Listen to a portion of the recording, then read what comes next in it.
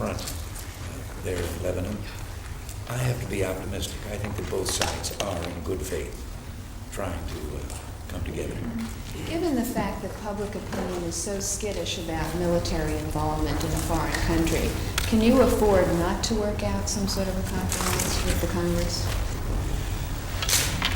Well, I just feel that for the very mission that the Marines are there, that we should be presenting a unified matter. I think we can, yes. Mr. President, your administration, however, seems to be in a bit of an untenable position of claiming that Marines in Lebanon aren't involved in hostilities, even though 4 of them have been killed. What's your definition of hostilities in this kind of a situation?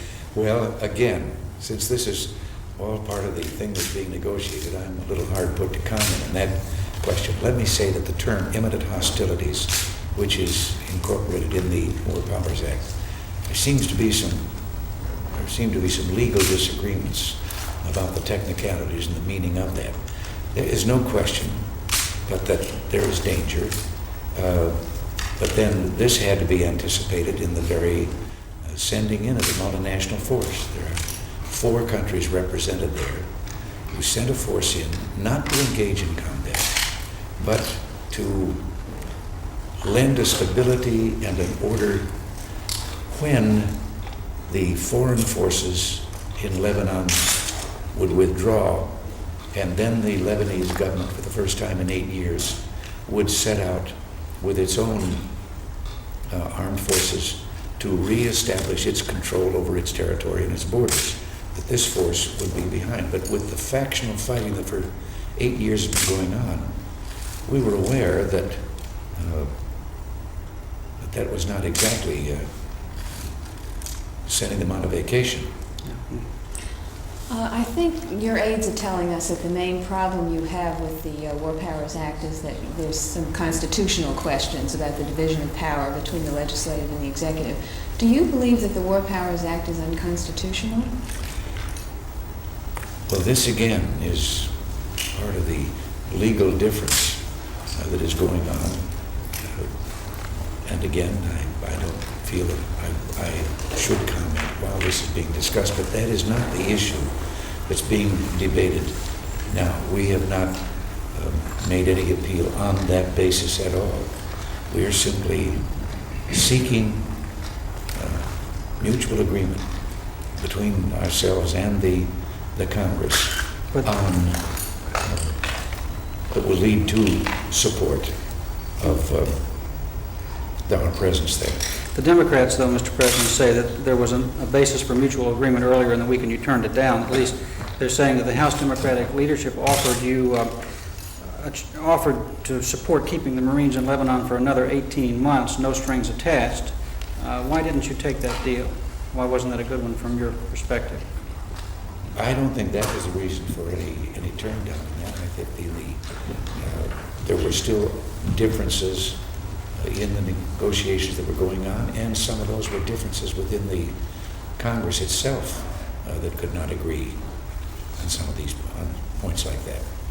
Mr. President, just changing the subject to Lebanon itself, we are told that by next Friday, the battleship New Jersey will be off the coast of Lebanon. Does this indicate an escalation, and are we heading for a small war? No, that is not our intention, and our mission has not changed. The mission that I described earlier of being a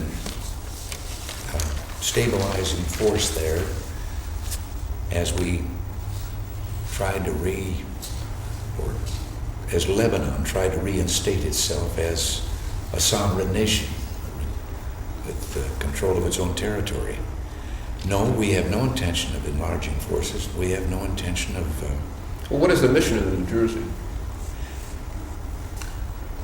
We have found in this danger that I described before, as we all know, that in the factional fighting that is going on, which is aided and abetted by the Syrians, who are definitely influenced by the Soviet forces in their country now, by Palestinians, PLO, who have come back in after having been ousted from Lebanon, and there have been direct assaults upon the multinational forces. We have taken casualties. We've had fatalities. So have our allies. And I have given orders that the Marines are going to be able to protect themselves. We're not asking them to sit there and... And that includes, if necessary, fire up in New Jersey. Yes. And we have already, on one occasion, as you know, used naval gunfire to silence the guns that were shooting at our men. And New Jersey has more firepower put together than all the ships that are out there now. Yes, the New Jersey is has quite a bit of firepower. You spoke about the Soviets and their presence. Would you say their role is an obstacle to peace, and how does it affect our overall relationship with the Soviet Union right now? And have you made any protests or any communication to the Soviets? I don't see that, well, we're continually protesting about things of this kind. I don't see that there's anything new in this. Yes, the Soviet is a hostile influence there against peace, and intends to be, just as the Soviet Union is involved in what is going on in Central America. And it is time that more people in the world, and certainly in our country, realized that the Soviet Union is bent on imperialism, on expansion and aggression. And where there is trouble, they love to stir the pot. And this they're doing. While we're talking about Soviets, Mr. President, there seem to be some reports that there are Soviet advisors operating with Syrian forces in the area where Israel pulled back. Can you tell us anything about that? No, we've had reports of that, and let me just say, I think there's every indication that there is an influence on the Syrians. It fits the pattern that they have followed for many years. But when you say influence, you're talking about a Soviet military influence on the ground as well as a geopolitical influence? I would assume that is taking place, yes. Okay. Can I go back to the question of military force? You said that you're prepared to have the Marines defend themselves. Are you prepared to let the Marines leave their defensive positions, for instance, and operate with the Lebanese army if necessary? No, that has never been a part of our consideration. They're in areas, as are the military men of the other nations, designated areas and positions, and no, we have not suggested that they involve themselves, because that would be involving themselves in the combat that's going on. No, they are to defend themselves. Mr. President, have you thought about how much more military force you're prepared to use in Lebanon and under what circumstances? Whatever is necessary to protect our men. In that connection, there is now a struggle going on in the mountains for the last, essentially, Lebanese government's last stronghold in the mountains. If that falls, our men become more sitting ducks. Is there any point at which we would be forced to withdraw if the Druze and the Syrians were to reoccupy Beirut? I don't think that's a question that I should answer now. Anything we'll do will be in consultation with our allies in the multinational forces. Obviously, if their position became untenable, then I'm quite sure that all of us would take the appropriate action. What are you hearing from our allies now in this current moment of danger, as you called it? Well, they themselves, we're in constant consultation with them. They feel as we do, and they themselves have taken up defense in their own behalf. Mr. President, the Marines have been in Lebanon now for over a year, and there hasn't really been much apparent progress on either the military front or the diplomatic front. What makes you believe that you can do in the months ahead what you haven't been able to do in the last 12 months, 13 months? Well, now, let me question or challenge this idea that there hasn't been much progress. Let's remember back when this was first conceived. First of all, it was part of the peace plan for the entire Middle East that I had proposed. It was not centered on Lebanon. Lebanon happened to be the place where the bombing and the shelling was going on and where there were PLO forces, Syrian forces, and Israeli forces, all there in and on the soil of Lebanon. Our goal was to clear up that situation and get the forces out of Lebanon, and then to persuade our friends among the Arab nations and the Israelis to enter into negotiations to eliminate their long-standing problems and to have more nations in the Middle East do what Egypt did, But it seems make that peace with Israel. But it seems that Lebanon has turned into such a festering sore that we've almost even forgotten about the entire peace Yes, plan. but remember the situation when we started. Remember the forces that were fighting there, the Israelis against the PLO that were entrenched in the heart of the city, the hundreds and hundreds of civilian casualties that were taking place. We now have an agreement, a pact between Lebanon and the Israelis. They have made one phase of withdrawal and have promised and assured that they are going to leave Lebanon. Now, at that time, Syria had said that it too would leave, that when everyone left, they would leave. Then came the Syrian reversal, in which they now denied it or refused to leave and are insisting on control, in a sense, over another sovereign nation, Lebanon. There was the assassination of Jamal. Jamal's, well, the brother of the president, who had been elected president, and now we have the new president.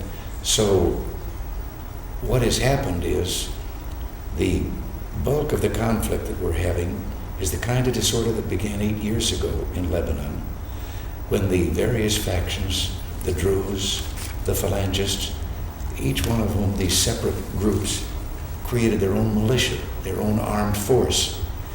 And now, what had not been anticipated, with Syria promising to get out, was not only their reversal, but now their backing and promoting of the Druze and the Phalangists in all this fighting, and in their resistance to the Lebanese armed forces who are trying to restore order. And I Soviets- think that you think that the debate that's going on Capitol Hill is giving aid and comfort to the Syrians. Is that correct?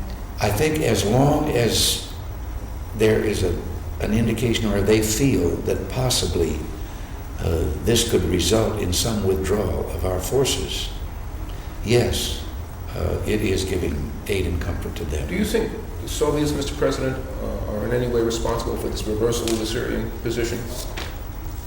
Oh, I'm quite sure there is an influence there, yes. Some people in this country say that this whole recent stage of the problem began after the Israeli withdrawal, and that the Israelis, according to some people, have left the Americans, and their allies, holding the bag. No, we ourselves, we went in there with the intention of persuading the Israelis to withdraw. It is true that when the Israelis pulled back from those positions, these factional fighting, we have areas in there, such as in the Shuf, where the Druze claim that is more or less their homeland. Then you have the Phalangists. Remember that much of this fighting is going on, not against the government, but between factions that were the ones who have contributed to the disorder for 8 years now.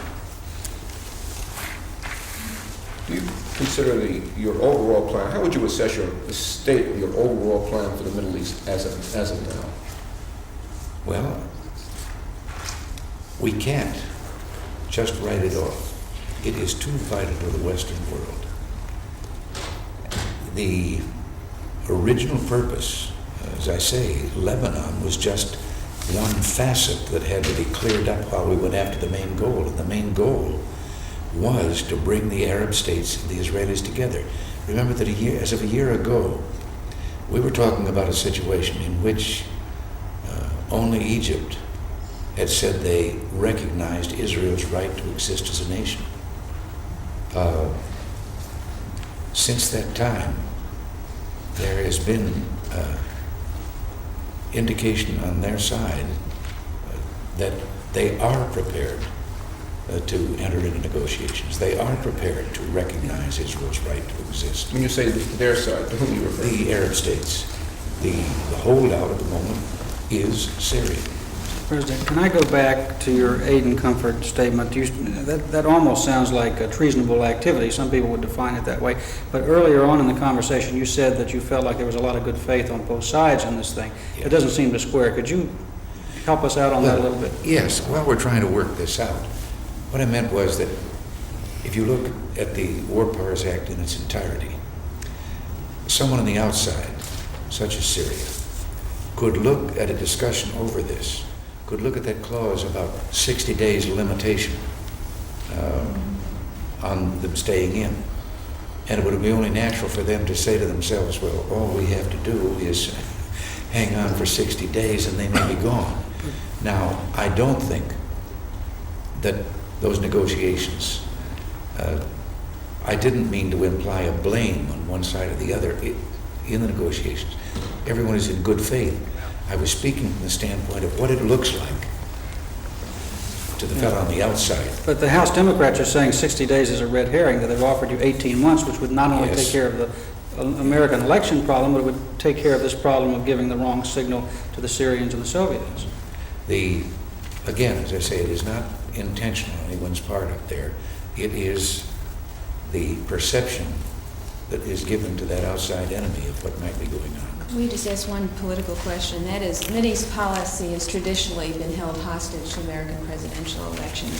Do you have any hope that you can further your peace initiative before the '84 elections? We've got Senator John Glenn has already thrown out the idea that maybe you should move the American embassy from Tel Aviv to Jerusalem, and I think we're going to hear a lot of ideas about what you should and shouldn't do. Yeah, well, I know, and in many instances, they're suggesting that we, in advance, impose some of the conditions that we feel should be negotiated between those various forces, the Arabs and the Israelis.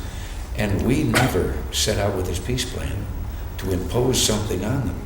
So we have refrained from ever saying, we think this is the way it should come out.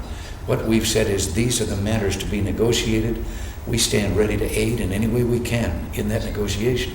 But it is not our place to impose a plan on anyone there. Mm-hmm. But is the political activity that you enter in now a complicating factor? You mean? American domestic. American domestic. Well, I think suggestions of that kind, because